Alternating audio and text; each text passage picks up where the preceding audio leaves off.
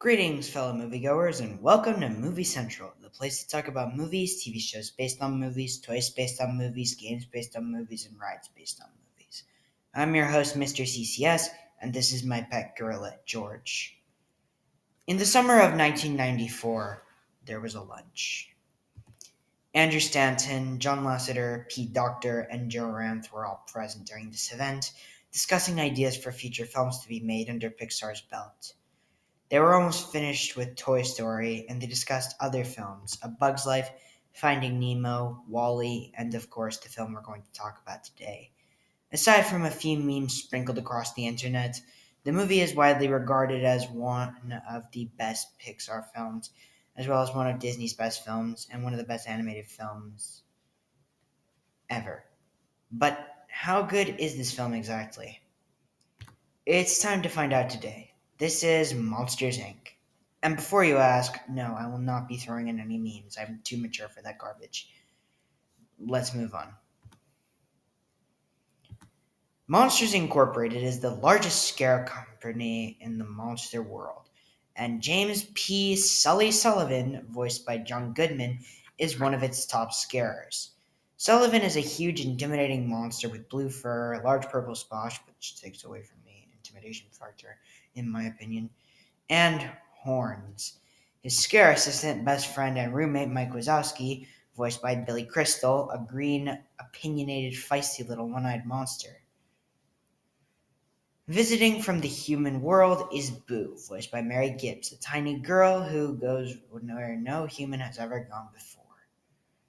So, as the plot suggests, this is an interesting story from the perspective of non-human characters, which was Pixar's strength in their early animated films leading up to the 2010s. But what I'm trying to say is that this film is really something special and deserves to go down as one of the greatest animated films ever made. But again, the story doesn't make the movie everything, so let's go through the aspects of the film to see whether it's worth it or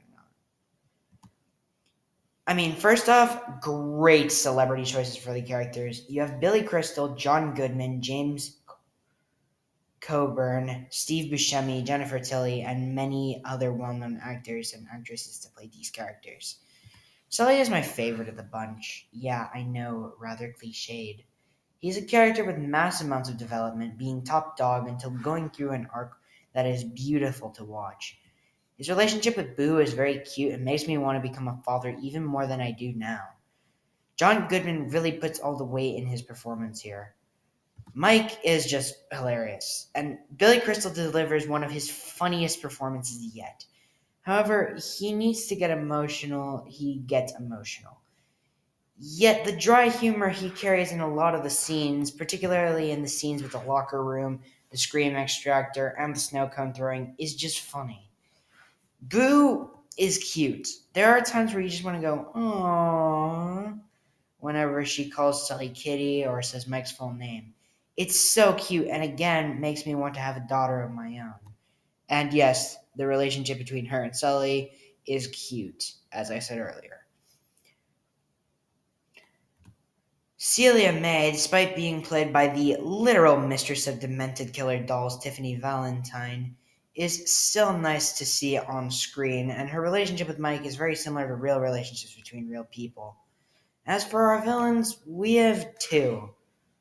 We have Henry J. Waternoose III and Randall Boggs. Fungus does not count as a villain, but he is hilarious. Let's start with the former. Waternoose is one of Disney's best twist villains, which, yes, I do mind the twist villain formula, but this one is one of their earlier ones, and like Stinky Pete from Toy Story 2, you're supposed to trust him in the first place. Then when he's revealed to be a villain, it's genuinely shocking and quite scary. Hmm. Unlike some bad Disney twist villains like Bellwether from Zootopia, Evelyn Dever from Incredibles 2, and Icarus from Eternals, this is a great use of a twist villain. So, what about Randall?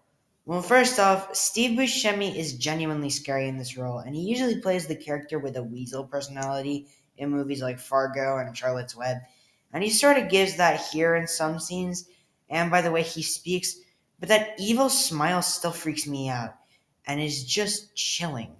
This is by far one of Pixar's frightening antagonists, and yes, watching him get beat up is hilarious. He deserves that treatment. As for other characters, they're not in it much. Characters like Flem, George, Roz, the CDA, and even the adorable Snowman are minor yet still funny. Okay, how's the animation? For 2001, this is perfect. For today, it still holds up. It's smooth and works on every level. It's quite sad that the show on Disney Plus, Monsters at Work, has less impressive animation, but that's another story. As for the music, Randy Newman gives us a memorable score yet again, and even offers a nice song about friendship in the credits, If I Didn't Have You. So yeah, if you couldn't tell, Monsters Inc. is a movie you should watch. It's one of the strongest Pixar films ever, and by far the best thing involving monsters made by any franchise. I'm gonna give it the perfect score it deserves, a 10 out of 10. Open up the door on the scare floor and let the scary out. Well, that's it for this review. Please feel free to leave your thoughts on the movie below and tune in next week when I take a look at Finding Nemo.